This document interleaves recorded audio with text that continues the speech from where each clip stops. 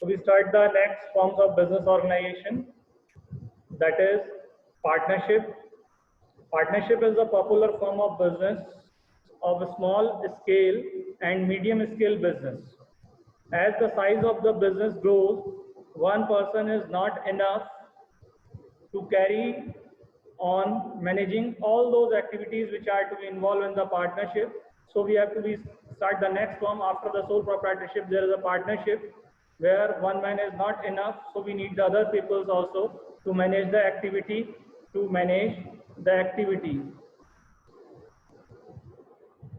So there is a different ways how do we involved in the partnership.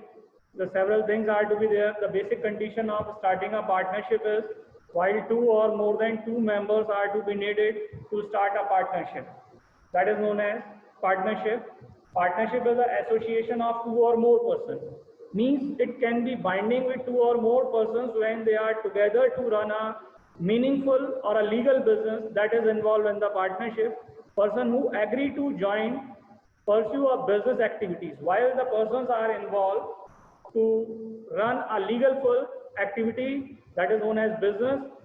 They pool their managerial and financial resources, means they are all are collective measures there. Their capital investment, it can be a more capital than the sole proprietorship. The capital is more than the sole proprietorship, and their managerial skill are more because the different people, more than one people is there, so the number of people have a different fields where they are to be expertise. Next, we have to discuss about the definition of partnership. The definition is given by the Indian Partnership Act 1932.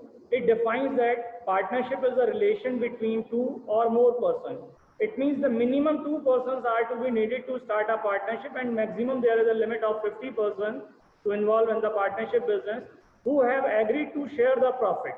While they are involved in the business activities, they share the profit as well as the loss. Not only the profit, as well as they are sharing a loss also as per their partnership deed whenever it is to be returned. Partnership business carries by one, all, or any of them acting for all. Means they all are involved in the business activity, or while any one can be acting to all for the business activities that is involved in the partnership. That definition can be given in the Partnership Act 1932. So the next topic we have to start the features of partnership. There are several features in the partnership which can be give the advantages in the partnership. First is the formation. While the Partnership Act 1932 is be there to start a partnership, but there is no compulsion to start a partnership. There is maybe a registration is not be compulsory. It can be, in these days, it can be formed as a partnership deed and written by all the partners. The term and condition is to be there. So the formation is not that much typical. It can be easy and understanding of all the people who are involved in the partnership deed. Next is the liability. In this partnership, liability is unlimited. All the partners have the unlimited liability. They are liable to pay its debts to outside, to sell their personal assets. In this also, they are not up to their share, but if the liabilities are not paid outside, their personal assets are also be sold to pay its outside debts. The next is risk bearing. All the partners, if there is any partnership deed, according to the partnership, they bear the risk. And if there is no deed, all the partners are liable itself to bear all the risks which are to be involved in the business.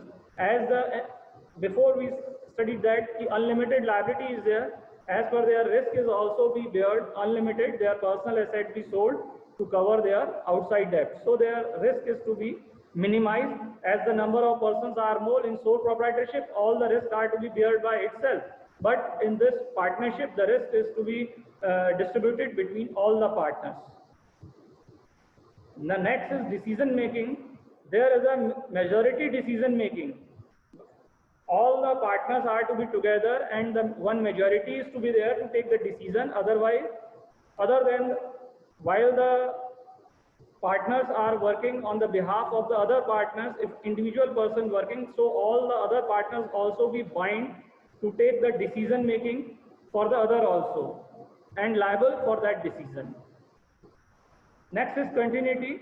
In the partnership, if any one partner may go from the business, or a firm can be by the death or retirement, so the partnership firm may be continue up to the minimum 2 members are there. Next is the number of partners.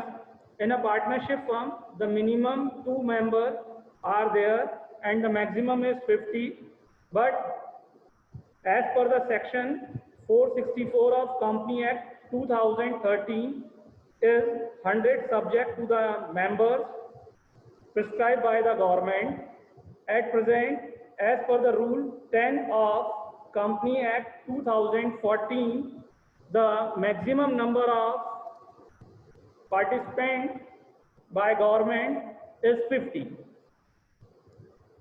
It is a mutual agency relationship, while every partner is owned as well as the agent of the firm. All the partners are the agent of the firm and agreed on the other partners. They all are bind to each other. If any one partner take any decision, so other partner also be liable for that decision. The act of one partner are binding on other partners.